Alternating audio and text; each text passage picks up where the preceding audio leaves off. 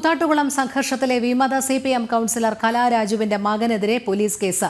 Balu CITU പ്രവർത്തകരെ കമ്പിവടി കൊണ്ട് അടിച്ചെന്നാണ് പരാതി. ബാലുവും സുഹൃത്തുക്കൾക്കുമെതിരെയാണ് കേസ്. അഖിൽ പാലൂട്ടുമഠം ചേരുന്നു. അഖിൽ, കൂത്താട്ടുകുളം സംഘർഷത്തിലെ വിമത CPM കൗൺസിലർ കലാരാജുവിന്റെ മകനെതിരെയാണ് പോലീസ് കേസെടുത്തിരിക്കുന്നത്. രാഷ്ട്രീയ പ്രേരിതമാണോ അതോ ബാലു ഇത്തരത്തിൽ CITU നേതാക്കളെ പ്രവർത്തകരെ കമ്പിവടി കൊണ്ട് അടിച്ചു എന്നുള്ളതിൽ എന്തെങ്കിലും വസ്തുതയുണ്ടോ?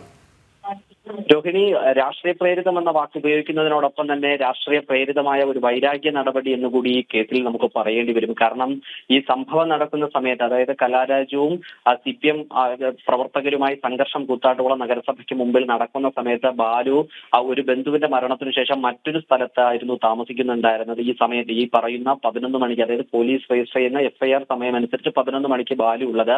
അപ്പോൾ വ്യാജമാണ് പരാതി എന്ന് ബോധപൂർവമായി പോലീസിന് ഇപ്പോൾ തന്നെ അത് മനസ്സിലായി എന്നാണ് നമുക്ക് മനസ്സിലാക്കാൻ സാധിക്കുന്നത്. പോലീസിന്റെ ഭാഷയിൽ അത് വ്യാജ പരാതിയാണ് എന്ന് തന്നെയാണ് പോലീസ് ഇപ്പോഴും പറയുന്നത്. എന്തായാലും ബാലുവും കലാരാജുവും ഇപ്പോൾ ആദ്യ പ്രതികരണം നമ്മളോട് നടത്തിയിട്ടുണ്ട്. അതിൽ പറയുന്നത് തന്നെ രാഷ്ട്രീയ പ്രേരിതമായിട്ടുള്ള ഒരു കെട്ടിച്ചമച്ച കേസാണ് തന്റെ മകനെതിരെ നടത്തിയതെന്നാണ് കലാരാജു പ്രതികരിക്കുന്നത്. തനിക്കെതിരെ ഉണ്ടായ അക്രമത്തിനും അപമാനത്തിനുമെതിരെയാണ് താൻ പരാതി നൽകിയതെന്നും താൻ കോടതിയിൽ മൊഴി നൽകിയതെന്നും തങ്ങളെ മക്കൾക്കെതിരെയുള്ള വ്യാജ പ്രചരണങ്ങൾ അത് ബോധപൂർവം നടത്തുന്നതാണ് എന്നും കലാരാജു ഇപ്പോൾ പ്രതികരിച്ചിട്ടുണ്ട്. എന്തായാലും വരും ദിവസങ്ങളിലൊക്കെ തന്നെ ഇതിന്റെ കൂടുതലായ രാഷ്ട്രീയ മാനങ്ങൾ ഉണ്ടാകാൻ തന്നെയാണ് രോഹിണി സാധ്യത.